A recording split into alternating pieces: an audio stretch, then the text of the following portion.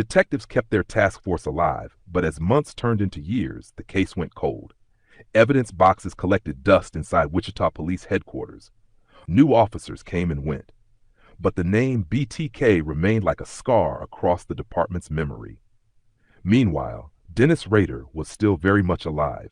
He had not stopped thinking about killing, but he had shifted his energy into building the perfect disguise. Rader poured himself into family life. He raised 2 children, worked steadily at his job as a city compliance officer, and earned a reputation as a stickler for the rules. He wrote up neighbors for grass that was too long, scolded residents about their pets, and proudly wore his uniform as if it gave him power. At church, he served as council president, leading prayers and organizing events. He attended Boy Scout meetings, posing for smiling group photos with young boys in uniform. To the outside world, Dennis Rader was the picture of small-town respectability.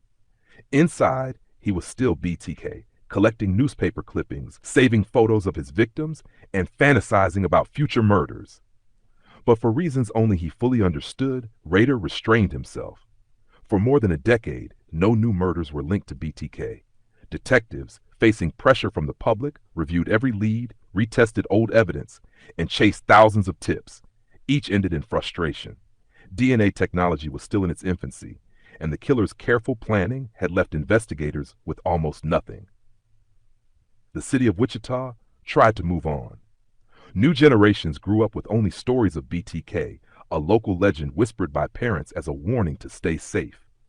But those who had lived through the terror never forgot.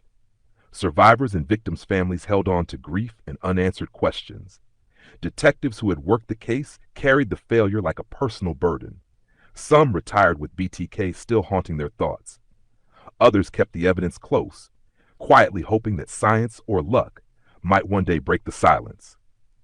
Then, in the early 2000s, technology finally began to catch up. DNA profiling became more advanced. Cold case units across the country were solving crimes once thought unsolvable.